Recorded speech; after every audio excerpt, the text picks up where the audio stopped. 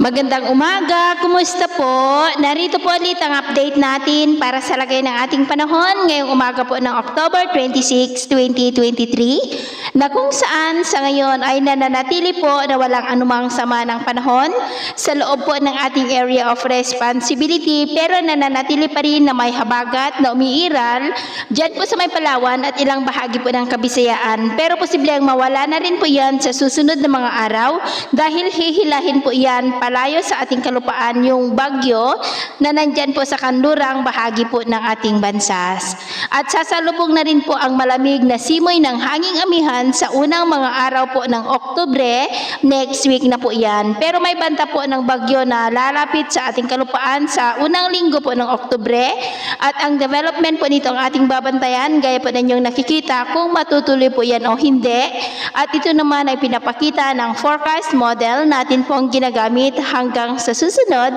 na 2 linggo. At sa lagay po ng ating panahon, ngayong madaling araw ay generally fair weather po sa malaking bahagi ng ating bansa pero may tsansa pa rin po ng mga isolated rain sa ilang bahagi po ng Zambales, Bataan, Pampanga, Bulacan, Metro Manila, Rizal, Cavite, Northern Palawan,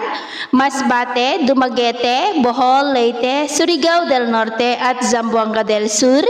At mamaya po ay sisikat ang araw sa malaking bahagi po ng ating bansa pero may maulap pa rin na kalangitan na may mga pulupulong pag-ulan sa ilang bahagi po ng Central Luzon, Batangas, Mindoro Provinces, Aklan, Capiz, Bohol, ilang bahagi ng Leyte, Surigao del Norte, Lanao Provinces at Zamboanga Peninsula. At mamayang hapon po, mas maraming lugar na muli dito sa ating bansa ang makakaranas ng maulap na kalangitan na may mga pulupulong pag-ulan kaya kung lalabas tayo sa ating matahanan ay ugaliin lamang po natin lagi ang magdala ng kahit anong panangga natin sa init ng araw at proteksyon na rin po sa mga biglaang buhos ng ulan.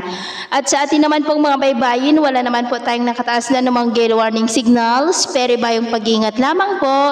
kung papalaot tayo para mas makaiwas sa mga sakunang pangkaragatan. So yun po ang latest update natin sa araw na ito. Ako po muli si James na nagsasabing sa kahit anong pagsubok po na darating sa ating buhay, huwag po tayong mawawalan ng pag-asa. Thank you and God bless!